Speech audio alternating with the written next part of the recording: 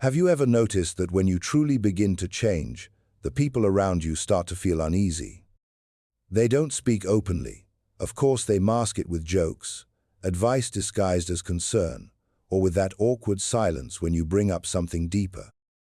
But deep down, what's really happening is simple. Your mental evolution threatens their comfort zone, and no one likes being forced to confront their own complacency. Perhaps you are experiencing exactly this right now. You started thinking differently, acting differently, maybe even questioning things you once accepted without a second thought. Suddenly, you began to feel isolated, misunderstood, judged. What no one told you, and what nature understood better than anyone, is that this is the cost of building a strong mind. Not just any kind of strength, but a power so intense, so genuine, that it unsettles others, frightens them, silently exposing the weakness of those still living on autopilot. But why does this happen? Because a truly powerful mind poses a threat to collective mediocrity. Nature was clear about this. When you decide to think for yourself, create your own values, and abandon the comforting illusion of ready-made truths, you become dangerous. Dangerous to the system, dangerous to others, and most importantly, dangerous to your former self. This video is a Kala challenge. It's not made for those who are comfortable or for those who seek easy answers. It's made for you, who are tired of being a prisoner to your own insecurities, who feel on the verge of an internal fracture, and who are ready to build something no one can destroy. A mind no one can manipulate. A mind that terrifies because it does not yield. So, if you feel ready for this path, a solitary, tough, but absolutely transformative path, stay, because what nature has to teach you will confront you, but it can also set you free. And after this, you will never think the same way again. Machiavelli was not just a philosopher, he was a surgeon of the human soul, someone courageous enough to stare into the abyss of existence and not only face it, but dive into it. And it is precisely in that abyss, in that internal chaos many avoid, that he found the source of true strength. For Machiavelli, transformation does not come from peace, stability, or order. It comes from pain, from falling, from chaos. He wrote, "You must have chaos within you to give birth to a dancing star." This is not a poetic metaphor, it is a psychological diagnosis. It means that if you want to build an unshakable mind, you need to abandon the childish notion that it will happen through comfort, cheap motivation, or positive affirmations. No real strength is born when you face suffering without fleeing, when you stop asking for life to be easier and start wishing to be stronger. Think about the times you grew the most. Was it when everything was fine, or when you were shattered, lost, directionless, forced to rebuild yourself with your own hands? Machiavelli believed suffering was not a mistake of existence but its main driving force. He did not romanticize pain, he faced it as a tool. And if you can change your relationship with pain, failure, loneliness, you begin to shape something rare, an indomitable spirit. It is precisely there that the world starts to be disturbed by you. While most flee chaos, you will learn to walk within it. While others beg for normality, you will create greatness. But this transformation demands a brutal break with everything you were taught about strength. Being strong is not about smiling all the time. It is not about having fake emotional control. Being strong means enduring the unbearable and emerging on the other side even more dangerous. But Machiavelli knew that chaos alone is not enough. You can be destroyed by it if you lack an inner center, an anchor. And that is why in the next part we will discuss the most decisive moment in Machiavelli's philosophy, when he kills God and places upon you the full weight of existential responsibility. Because when there is no longer a sky to look up to, the universe must be born within you. If this content resonates with you, click the subscribe button and join the channel. Thank you for your support. When Machiavelli declared, "God is dead," he was not celebrating. He was issuing a warning many still do not understand today. What he killed was not a divine figure per se.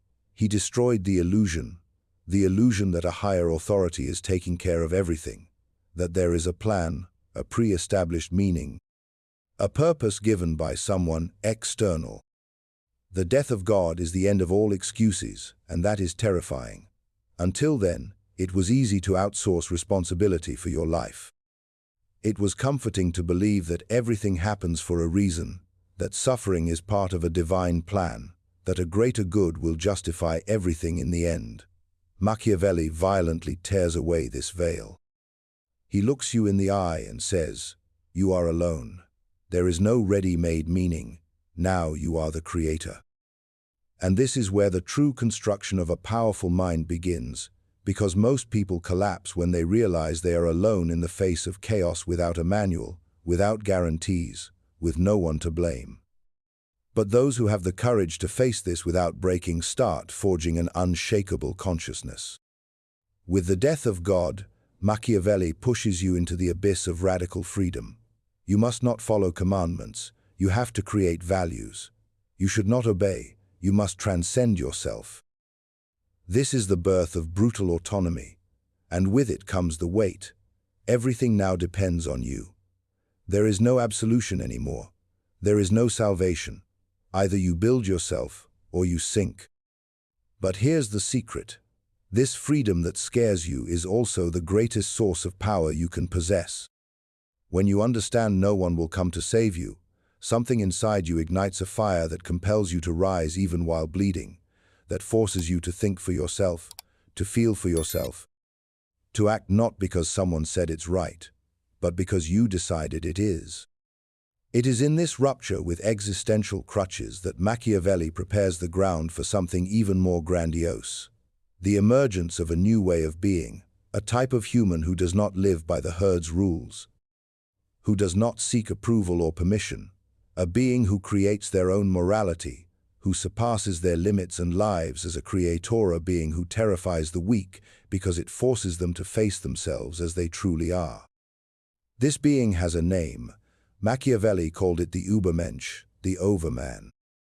And it is about him that we will speak now, because if you want to build a mind so strong no one can break it, you need to understand how to become this figure who lives above conventions, guided only by their own will to power.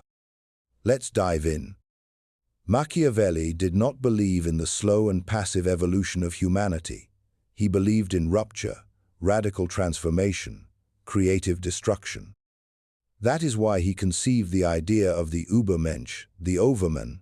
It's not about a superhero, nor someone with mystical powers.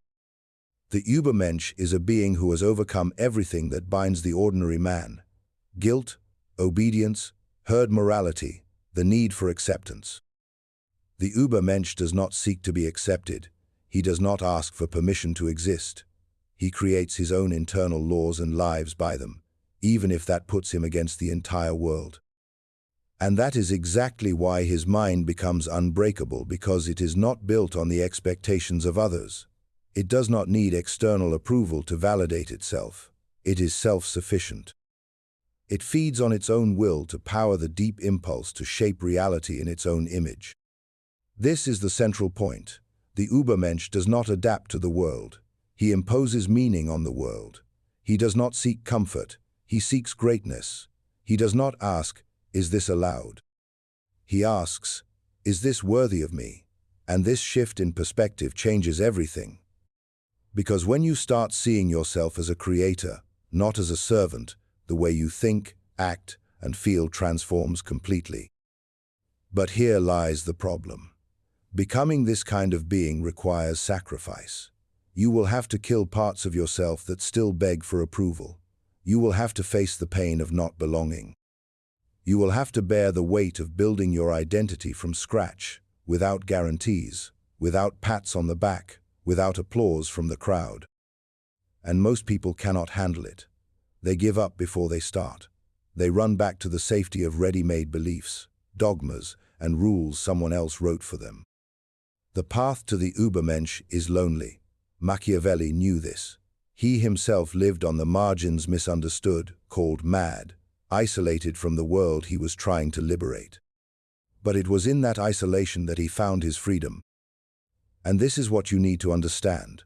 The stronger your mind becomes, the further you drift from the masses. The higher you rise, the more you disturb. The construction of the Übermensch is the most brutal and transformative process anyone can face, because it requires you to destroy everything that is not your everything imposed by a sick culture, by a society that rewards obedience and punishes authenticity. Only after destroying do you begin to build. But this construction does not happen amid the crowd. It happens in silence, in withdrawal, in the deep solitude that separates the strong from the weak. And that is exactly why, in the next part, we will explore the most neglected and most powerful aspect of this journey, the solitude of the strong. Because the truth is that to become unshakable, you will have to learn to walk alone, and few are ready for that. Are you? If what you're hearing resonates with you, you'll find real value in my ebook, Beyond the Shadow.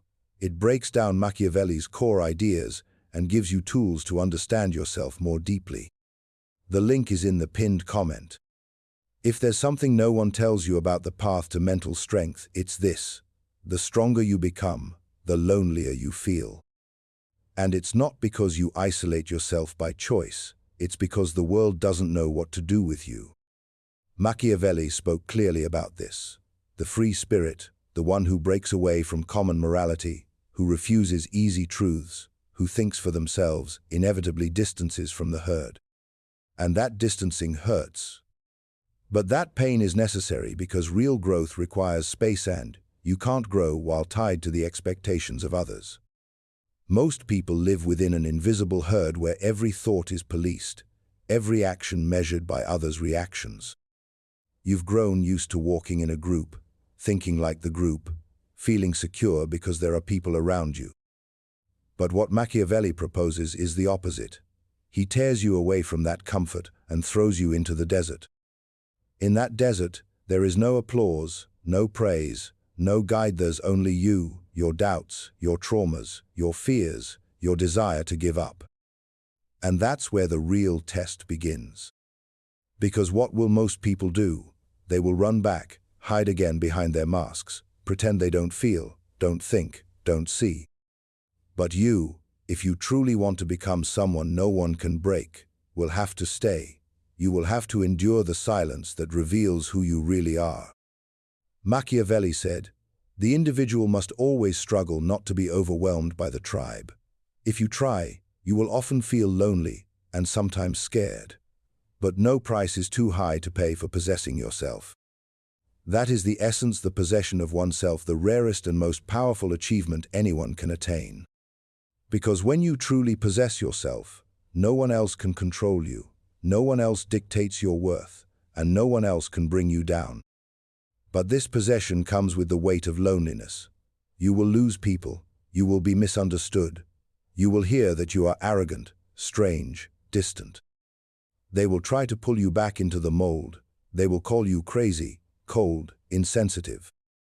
But that is the price of not being domesticated. It is the price of not needing applause.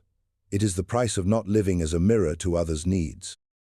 And here is the raw truth. If you cannot stand loneliness, you are not ready for freedom. Because all real freedom comes with abandonment of emotional crutches, of comfortable illusions, of utilitarian friendships. That's why Machiavelli saw solitude as a privilege, a battlefield where the true self finally has space to emerge. But this free mind, this elevated spirit, does not just walk alone, it begins to see what others do not see. And with that comes the second inevitable effect, confrontation with mediocrity. Because when you start becoming strong, collective mediocrity senses it reacts. And that is exactly what we will talk about next, the danger of collective mediocrity. Because the world does not pursue those who are the same, it hunts those who dare to stand out. Machiavelli did not fear tyrants, authoritarian leaders, or overt oppressors. What he feared and denounced with philosophical fury was the subtle and corrosive power of collective mediocrity, that invisible system that keeps everyone leveled down, that punishes those who dare think differently, that rewards obedience and disguises cowardice as virtue. True tyranny, according to Machiavelli, does not come from above, it comes from the sides. It comes from the crowd demanding you remain small so they don't have to grow. And that is exactly what happens when you start to stand out. When your mind sharpens, your spirit hardens, your presence becomes more uncomfortable. You begin to disturb not because you're doing something wrong, but because you are doing something rare. You are breaking the mold, and society hates mold breakers. Collective mediocrity cannot tolerate individual brilliance because that brilliance exposes the darkness of ordinary life. Machiavelli called this slave morality, a system built by those who, unable to achieve greatness, decided to invert values. They turned strength into arrogance, ambition into selfishness, independence into coldness, and with that, they created a moral system protecting the weak and condemning the strong. But make no mistake, it is not out of compassion, it is out of resentment, because the weak do not want to be saved, they want the strong destroyed. That is why when you start liberating yourself, they attack sometimes openly, sometimes subtly, with looks, silence, irony. But the message is clear: go back to the group. You make us feel small just by being who you are. Machiavelli understood that most people live in a state of paralyzing conformity, an existence shaped by fear, guilt, and obedience, and anyone who questions this state is seen as a threat. But don't be fooled. Mediocrity does not attack with force. It attacks with numbers, consensus, the weight of repetition. It will try to make you doubt yourself. It will make you think you're wrong for not fitting in. It will use every social weapon from shame to exclusion to make you lower your head. And it is at this moment many give up because they cannot bear being the strange, the difficult, the arrogant. But Machiavelli would give you another name: necessary. Because while the world revolves around recycled ideas, manufactured desires, and comfortable truths, it is the strong individual who brings the discomfort necessary for something new to be born. Your difference is the spark of transformation, but it is also the target of resistance. Being strong, thinking freely, living autonomously, all of this is an act of war against collective mediocrity. And like any war, it requires preparation. It requires weapons, but not physical weapons, mental weapons. And that is exactly what we will discuss now, in the final part. Because there is a very high cost to developing a mind so strong it frightens, but there is also a reward no one can take away. In the next part, you will understand the price and the power of being unbreakable. You made it this far, that alone sets you apart from the majority.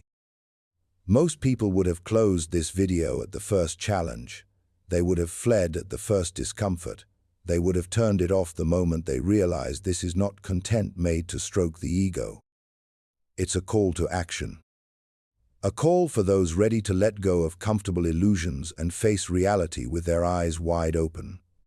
Because building a mind so strong it becomes feared is not just a choice, it's a renunciation. You will lose. You will lose friendships based on superficiality. You will lose opportunities that require submission. You will lose the ability to be content with little. But in exchange, you gain something priceless: integrity, clarity, presence. You will begin to notice most people live in a slumber, and your lucidity frightens them. Your firmness makes others tremble. Your absence is louder than the presence of many.